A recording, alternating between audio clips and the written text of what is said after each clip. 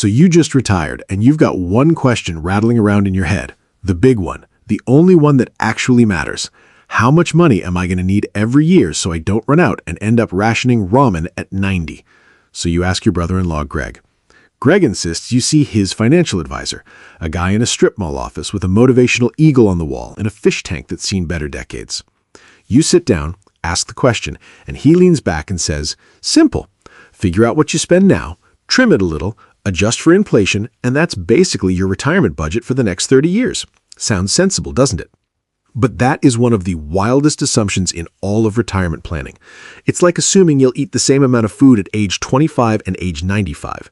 It's like assuming your knees in year 1 will perform identically to your knees in year 25. Spoiler, the knees will not be cooperating. Real retirement spending doesn't look like a flat line. It looks like a smile. So buckle up, because today we're talking about the retirement spending smile, the 3 stages of how you'll actually spend your money and why the Greg's financial advisor is leading you astray. Let's get into it. But first, let's talk about the lie. The traditional retirement rule of thumb goes something like this. Figure out your income, multiply it by some percentage, usually they throw out 70%, 80%, sometimes a spicy 90%, and assume you'll spend that every year adjusted for inflation forever. A nice straight line, marching across the spreadsheet like a little soldier. And look, I get why this exists. It's simple. You can fit it on a napkin. Financial planning loves a clean assumption because clean assumptions are easy to model and even easier to sell. But easy to model and remotely accurate are 2 different zip codes. Because back in 2013, a researcher named David Blanchett did something kind of wild. He went and actually looked at how retirees spend money over time. Not how they say they'll spend it, not how the napkin math predicts they'll spend it, how they actually, in real life, swipe the card.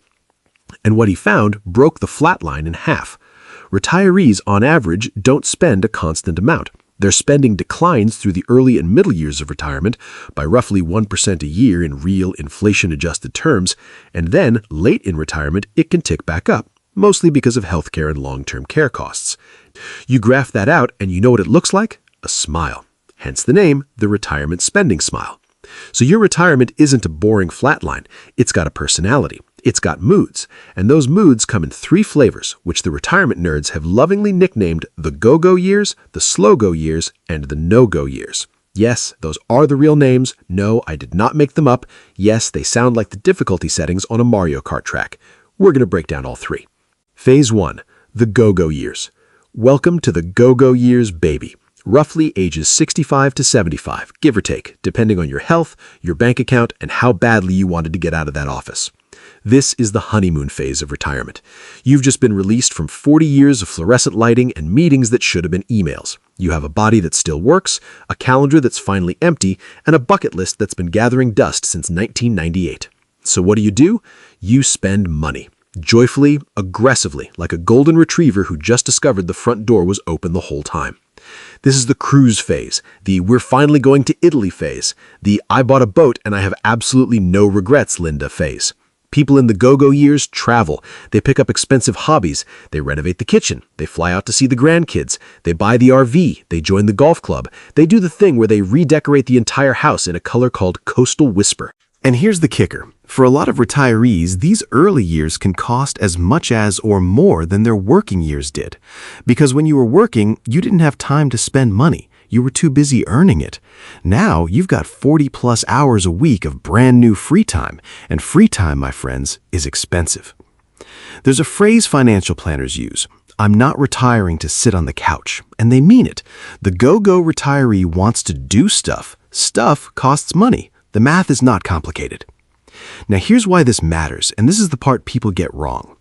A lot of folks undersave for the go-go years because they're so terrified of running out of money at 90 that they white-knuckle their spending at 67.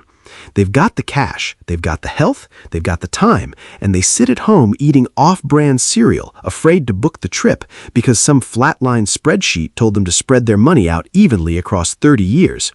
And then they hit their late 70s, the body slows down, and they realize, oh, the trip I was scared to take, my knees can't do that hike anymore. The window was open, and I stood there watching it close because I was scared of a problem that statistically was way smaller than I thought. Don't be that person. The go-go years are the years your money buys the most life per dollar. This is your front-loaded fun budget. Plan for it. Honor it. Go to Italy. Linda was right about the boat. But, and there's always a but on this channel, the spending does not stay this high. Because something happens around your mid-70s, and it's not depressing, I promise. It's actually kind of nice. Phase 2. The slow-go years. Welcome to the slow-go years. Roughly 75 to 85. Again, your mileage may vary.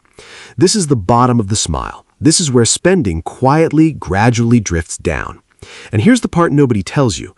It doesn't go down because you ran out of money. It goes down because you ran out of interest. Let me explain. By your late 70s and into your 80s, the urgency cools off. You've already been to Italy twice. You've seen the Grand Canyon, you've done the cruise, you've got a garage full of hobby equipment from that 6-month period where you were absolutely going to learn woodworking. Spoiler, the lathe is now a very expensive place to hang plants. The travel slows down, not because you can't, but because the 11-hour flight that sounded romantic at 67 now sounds like a hostage situation at 79. The body's a little creakier, the energy's a little lower, and honestly, you like your own couch now. Your couch gets you. So spending on the big-ticket fun stuff naturally tapers off. The dollars you were dropping on airfare and golf memberships and that Coastal Whisper repaint, a lot of that just stops, quietly, on its own. Nobody had to force it. There's actually a beautiful, slightly funny truth buried in here. Researchers have found that older retirees often underspend relative to what they could afford. They've got the money, they've got the safe withdrawal rate working for them, and they're sitting on it.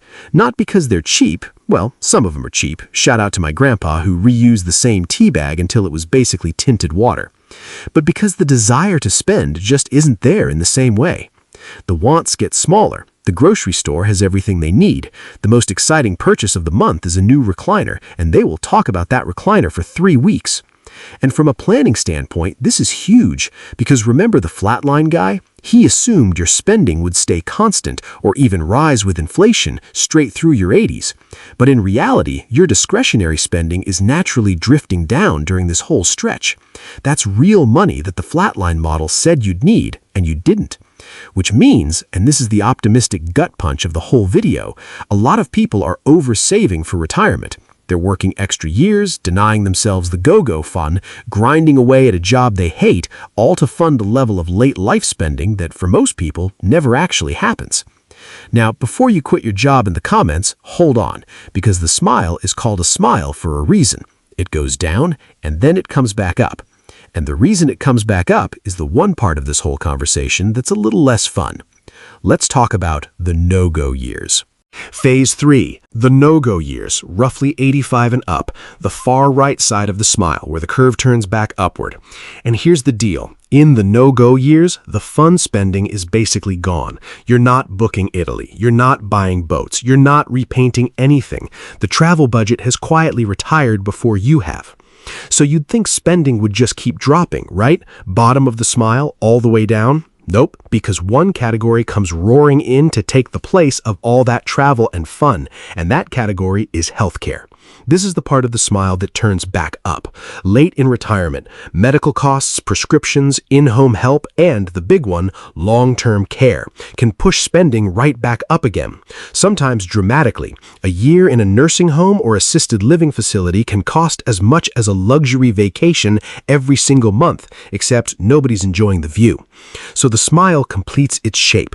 High spending in the go-go years on living, lower spending in the slow-go years as the wants shrink, and then back up in the no-go years, but now the money's flowing toward care instead of cruises. And I want to be really clear and really honest with you here, because this channel doesn't do fairy tales. This last phase is the one that scares people the most, and it's the one that's the most uneven. For most retirees, that late life uptick is real but manageable. Medicare covers a lot, spending on everything else has dropped, and it kind of balances out. But for a smaller group, the folks who need years of intensive long-term care, that right side of the smile can get steep, like really steep. Long-term care is the wild card that can blow up an otherwise perfect plan. It's the single biggest known unknown in retirement. So the smart move isn't to panic save like the whole 30 years will look like that final phase. The smart move is to plan for the shape, front load the fun, expect the dip, and build a specific cushion or a long-term care plan for that back end. You don't insure your whole house against a meteor, but you do put a smoke detector in the kitchen. Same energy. And that, my friends, is the full smile. Now, let's talk about what you actually do with this information, because a graph is useless if it doesn't change your behavior. So what do you actually do with this? All right, here's where it gets practical. 5 takeaways. Grab a pen or don't. I'm not your dad. Number 1, stop assuming flat spending. If you're using a retirement calculator that assumes you spend the same inflation-adjusted amount for 30 straight years, that calculator is being pessimistic. Real spending tends to decline in the middle, which means you might need less than the scary number you've been staring at. Run your plan with a declining spending assumption and watch your number get a little friendlier. Number 2, front load your fun. The go-go years are when your dollars buy the most life. Health and time are at their peak and they are depreciating assets. Spend intentionally and a little aggressively early. This is the opposite of how most people behave, and it's exactly why most people leave the best years of their retirement on the table. Take the trip while the knees still RSVP yes. Number 3, don't let the no-go fear ruin the go-go fun. A massive number of retirees spend their entire healthy retirement terrified of a worst-case medical scenario, and in doing so, they sacrifice the certain joy of today for the possible expense of maybe. Plan for the back end specifically, with a cushion, with insurance, with a strategy, so that you can release that fear and actually enjoy the front end. Compartmentalize the worry, fund it, then forget it. Number 4, take long-term care seriously on its own. This is the one piece I don't want you to wave off. That back-end uptick is real, and for some people, it's enormous. Look into long-term care insurance, hybrid policies, earmarking part of your portfolio, or even home equity as a backstop. I'm not telling you which one. That's a you and a fiduciary conversation, not a me and a YouTube comment section conversation. But have the conversation early, before you need it. Number 5, recognize you might be able to retire sooner than you think. This is the fun one. If your real spending is going to decline through the middle of retirement instead of staying flat, the total pile of money you need is smaller than the flatline model says. For some of you watching, that's the difference between retiring at 67 and retiring at 63. That's 4 years of your one wild and precious life that the bad math was quietly stealing from you. Rerun your plan. You might be closer than you think. So here's the big idea I want you to walk away with. Retirement is not a flat line. It is not 30 identical years of spreadsheet beige. It's a smile. And the people who plan for that shape, instead of pretending every year is a photocopy of the last, end up with 2 things the flatline crowd never gets. 1, they spend more and better in the years when it actually matters. And 2, they stop being scared because they've matched their plan to reality instead of to a napkin. The flat line is fear pretending to be math. The smile is what actually happens. Honestly, there's something kind of beautiful about it if you zoom out. The smile says, go live, go big early. Let yourself slow down in the middle without guilt, and be prepared but not paralyzed for the end. Plan for the smile, not the line. If this changed how you think about your own retirement number even a little, do me a favor and smash that like button. Drop me a comment. Which phase are you planning for right now? Are you go-go and chasing the bucket list? Are you slow-go and have made peace with your couch? Or are you planning early and being the responsible one? Keep your spending smiling. I'll see you in the next one.